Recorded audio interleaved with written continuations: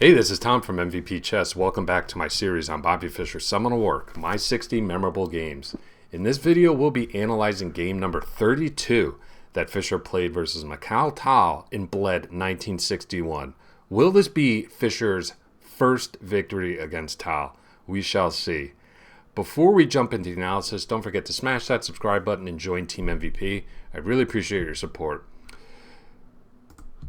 So this is the third game we've seen in the series versus Mikhail. It's 1961. Tal already won the candidates tournament, already defeated Botvinnik in the 1960 World Championship, and is the reigning world champion. Fischer has had 6 turns at bat, so to speak, versus Tal, and has only managed 2 draws. So let's see what happened in this encounter. Fischer with the white pieces plays e4, best by test, of course. And after c3, knight f3, knight c6, Fischer plays the open Sicilian. And after e6, which would become known as the Taimanov variation, Fischer goes for knight c3, queen c7, and a kingside fianchetto. Tal plays knight f6, which Fischer says is a mistake in this position. Oddly enough, modern engines give it as the best move. Fischer maintains it would have been much better in this position to have played a6, taking the b5 square under control. As we see after knight f6, knight db5, hitting this queen, eyeballing this weak square on d6, Tal's forced to drop the queen back to b8. Fischer plays bishop f4. Perhaps looking to provoke Tal into playing e5, which would weaken the d5 square. That probably would have been Tal's best continuation. Instead, Tal opts to block this attack on the queen by knight e5. And Fischer plays an interesting move in this position, bishop e2.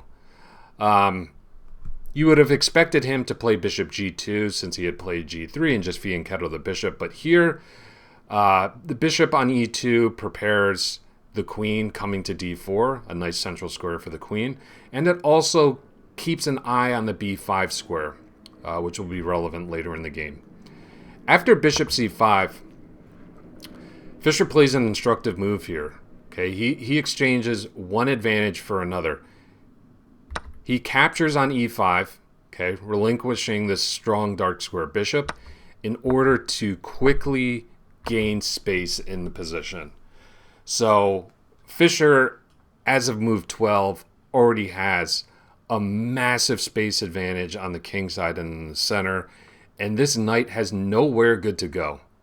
Okay, and Fischer said in his annotations that Tal didn't even think twice about his next move. He played a6, counterattacking this knight.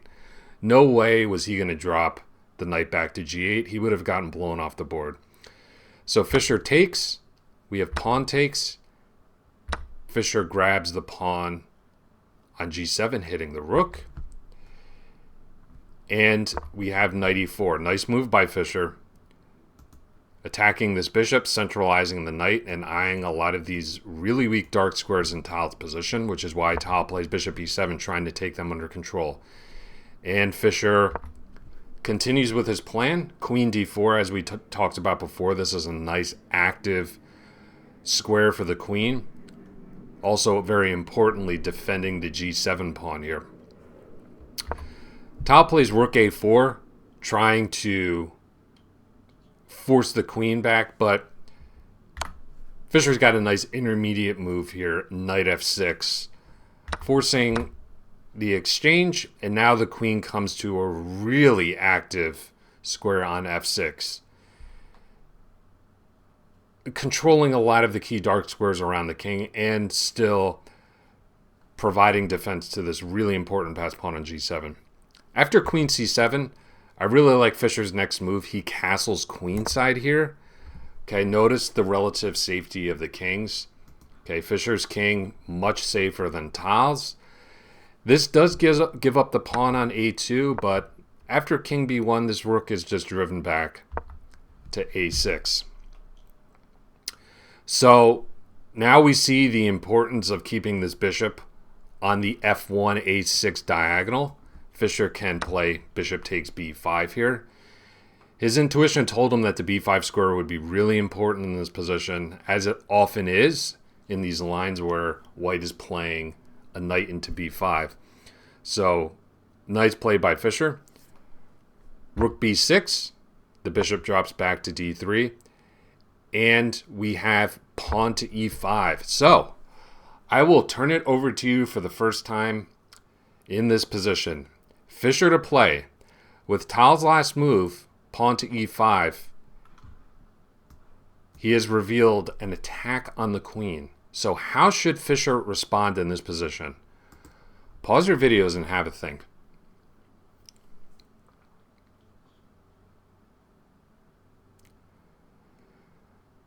Fischer said in this position that in top flight chess, you have to push home your advantages unmercifully.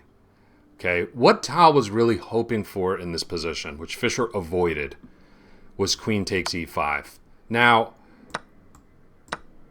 the engine after rook takes g7 still says that Fischer has basically a decisive advantage. But of course, in this position, the fact that the king is in the center of the board is less of an issue now that the queens have been taken off. And who knows, Tal, the magician from Riga, may have been able to drum up some drawing chances from this position. That's what Fischer was worried about.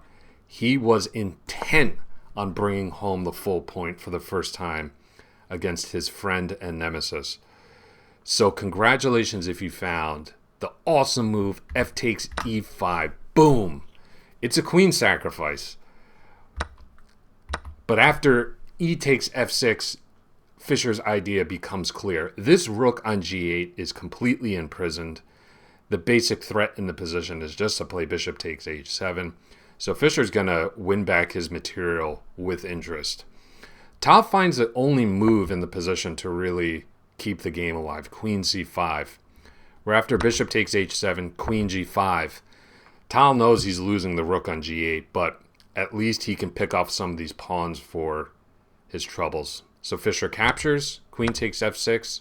We have rook hf1, activating Fischer's last piece, and Fischer captures on f7. So Fischer says that Tal managed to stave off mate, but that this endgame is completely hopeless for the second player.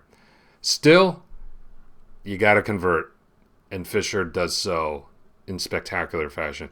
King d8, bishop e6, exploiting this pin on the d file. Queen h6, bishop takes, and then Fischer's able to put pressure on this pin piece, which is something you should always look to do. Rook f7. So Fischer is going to have an endgame with 2 rooks and 2 pawns versus a queen and pawn. So Fischer, if you're keeping track at home, has a 3-point material advantage in this position, soon to become more. After king e8, Fischer does something really instructive here.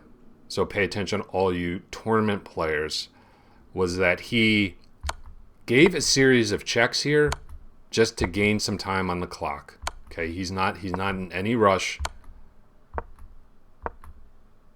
This is always something good to do, especially in modern days. You know, a lot of the tournaments feature a 30-second increment for each move. So if you have an easy way of gaining a few minutes on your clock, take it. It's also psychologically difficult for your opponent to handle because they're just completely helpless. You know, you're dictating the pace. All they can do is shuffle their king around. So nice play by Fischer. Very instructive for all the tournament players out there. So Tal tries to save the b pawn, but this is really to no avail. Queen h5. Fischer's totally content giving up the g pawn. After queen takes g5, he would just capture on b5. So Tal just avoids that exchange, but this just allows Fischer to easily consolidate this position. After queen f3, rook e1, rook takes b5. Fischer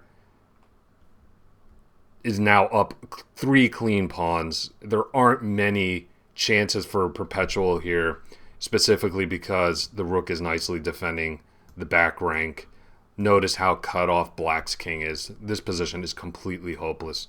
After king g7, rook b6, nice move by Fischer, restricting the king. Queen g3, rook d1. Now Fischer looks to activate his last rook. Queen c7, preventing the rook from infiltrating on d7. But Fischer just plays rook d6, keeping the king cut off.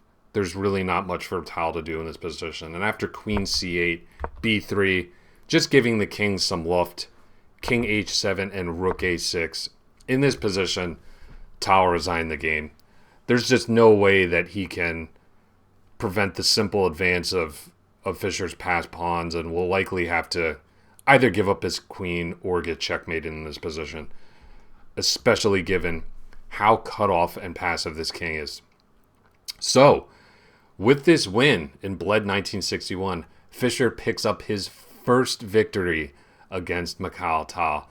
I'm sure that came as quite a relief to Fischer. There were several times, and we saw it already in my 60, that Fischer came painfully close to beating Tal, but he managed to just somehow wiggle away. This time, Fischer, like he said, unmercifully pushed home his advantage and got a much-deserved win. So I hope you enjoyed the analysis. Don't forget, smash that subscribe button. Join Team MVP. You're not going to want to miss my next installment, which will be game number 33. Thank you so much for watching, and I hope you have a great rest of your day. Bye.